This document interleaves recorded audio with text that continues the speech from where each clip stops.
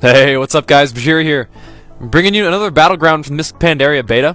I'm currently still running arms with this Juggernaut, Second Wind, Piercing House, Shockwave, and Mass Spell Reflection spec, along with Glyph of Bull Rush, Heroic Leap, and the Gag Order spec. The other glyphs don't really matter because they're only aesthetic. And I wanted to bring you another arms Battleground before we get into some Fury PvP. Just because, you know, give you another look at it, let you know how arms is doing, and you know, why not? Because I recorded another arms Battleground and I might as well make a video of it, right?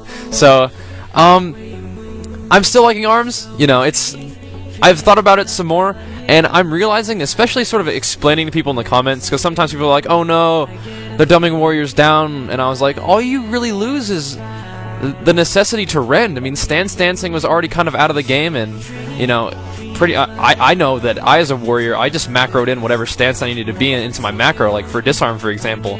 Like, I didn't manually defensive stance and then disarm. I just had a macro that was like defensive stance, disarm. So in that sense, I mean, stance dancing was already kind of out of the game. So like, you're not by them not putting back in stance dance. Oh fuck, 51k. By them not putting back in stance dancing, it's not like they're continuing to dumb them down. I think that warriors actually have a whole lot more that we're able to do than we were previously able to do, even this season, and even in Season 11. I'm gonna run through a couple things. I did this last video as well, but I just want to run back through it. So we have our Pummel Silence, Heroic Throw Silence. Pummel is actually on a 15-second cooldown. I made a mistake last video in saying it was a 10-second. It's a 15-second cooldown. Heroic Throw Silence on a 30-second cooldown. We have Fear, which is on a 1-minute cooldown. We have Shockwave, which is on a 20-second cooldown, which means we can Shockwave every 16 seconds, basically. Starting from the first Shockwave. After that stun is over, we can Shockwave then 16 seconds later, which is really, really awesome. That gives us so much control. And in terms of utility, I sort of underestimated how effective this Glyph of Mass Spell Reflection was. I was thinking for a long time that I was going to be using an Intervene Glyph, because I was like, fuck yeah, it gets me out of roots, right? So I was thinking I was going to use that, but actually, I mean, if you're in a bad position, you don't have a focus charge to interrupt the fear on your paladin, I mean, or your healer or whatever you've got. You don't have, you know, a pummel to stop a CC on your teammate. You used to be able to intervene, spell reflect, cool stuff, like a pyroblast or a polymorph on your healer. Now you can just spell reflect it, and I think as long as they're kind of close to you, then you can spell reflect that for them. That is game changing. You could potentially double CC people. Like if a fear is going off and a polymorph is going off on two different targets, you can CC like two people and like kill something else.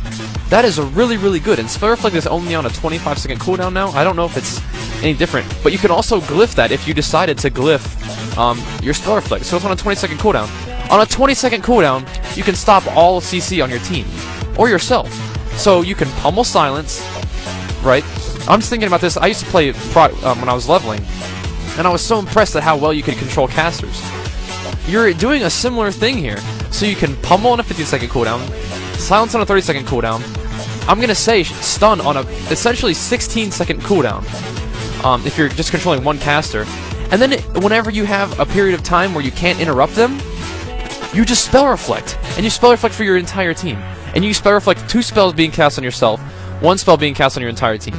Now, I realize I'm just sort of like talking about all the new changes and really being excited about it right now. But are you seeing that like I'm 1v1ing a Frost Mage a Fire Mage effectively just then? Like, I know this is early beta. Healing is probably going to be different. Damage is going to be different. And these are regular battlegrounds. These players may very well have never played the class they're currently playing right now. But I mean, you can do things as a warrior that you would have really struggled to do earlier. I mean, there are mages that I could have beaten before, but I don't think it would have been that handily of a defeat there. I mean, warriors with all the silences, anytime you get close to the mage, if he's casting something, you can pummel him, or you can just pummel him before you even cast anything. And I know that you could gag order before, but you lost a lot of really important things, and now gag order really fits into your glyph placement well, I feel like. And I feel like gag order is something that I'm definitely going to be looking for. Even against, I mean, because I'm an arena player. I do enjoy battlegrounds. I play RBGs sometimes, but whenever I do battlegrounds, regular or rated, I generally am just in them for fun.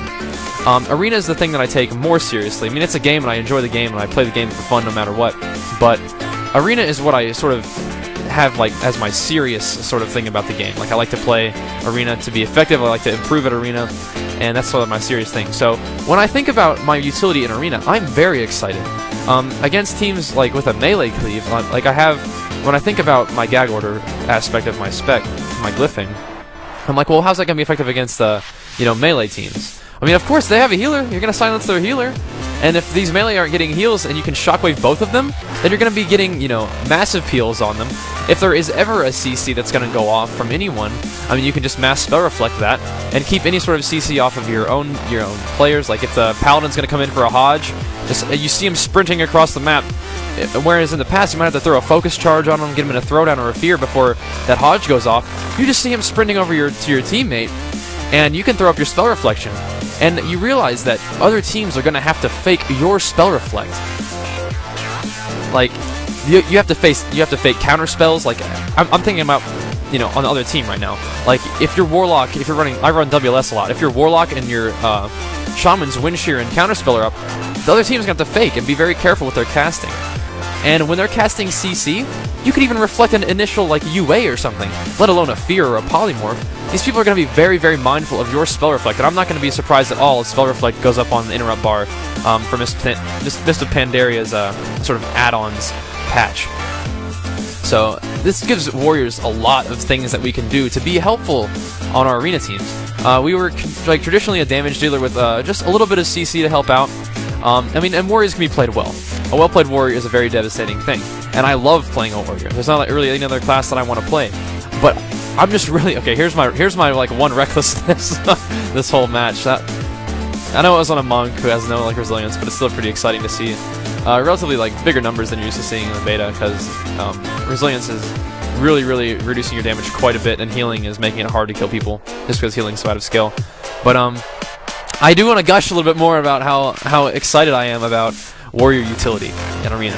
I think that's so cool. I mean, we've got some